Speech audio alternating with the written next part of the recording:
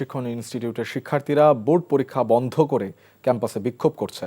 একই সময় প্রতিষ্ঠানের সকল ফটক তালাবদ্ধ থাকায় ক্যাম্পাসে অধ্যক্ষ সহ অনেক শিক্ষক প্রবেশ করতে না পেরে বাইরে অবস্থান করছেন।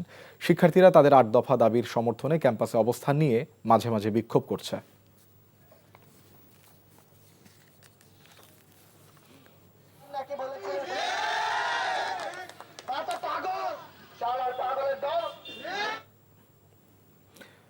দর্শক, শিক্ষার্থীদের বিক্ষোভের আরও খবর জানাতে খুলনা কৃষি কলেজ থেকে সরাসরি যুক্ত হচ্ছেন সিনিয়র করেসপন্ডেন্ট আবু তৈয়ব। তৈয়ব, শিক্ষার্থীদের আন্দোলন কি এখনো চলছে কিনা, প্রশাসনের ব্যাপারে কি বলছে, সর্বশেষ কি তথ্য রয়েছে আপনার কাছে?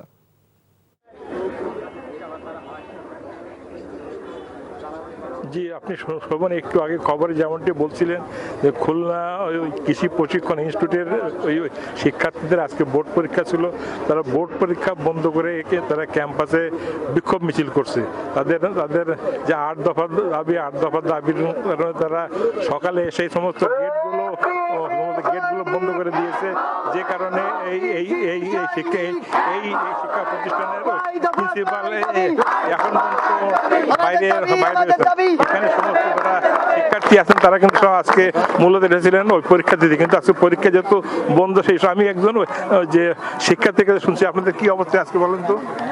আমাদের দীর্ঘ 8 মাস ধরে চলমান আন্দোলনের পরিপ্রেক্ষিতে আমরা আজকে কর্মসূচি ঘোষণা করেছি। এরপরে যে 30 তারিখ থেকে আমাদের আন্দোলন শুরু হয়, আন্দোলনের পথে স্যাররা থেকে শুরু করে আমাদের সচিব স্যারও আমাদের প্রতিনিয়ত আশ্বাস দিয়ে চলেছে, কিন্তু আমাদের এই দাবি বাস্তবায়ন না হয় আমরা আজ 17/12/2025 তারিখ রোজ বুধবার আমাদের খুলনা এটিআই নাই আরও যে বাংলাদেশে 17টা এটিআই আছে, টোটাল 18টা এটিআই আমরা ক্লাস পরীক্ষা বর্জন কর্মসূচি পালন করছি।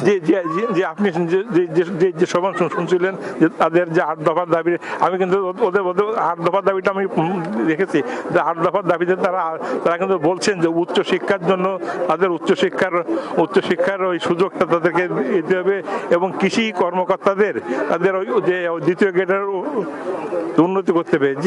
জি শোভন, খুলনা থেকে এই ছিল সর্বশেষ। দর্শক, আমরা জানছিলাম খুলনা কৃষি কলেজের শিক্ষার্থীদের বিক্ষোভের খবরাখবর।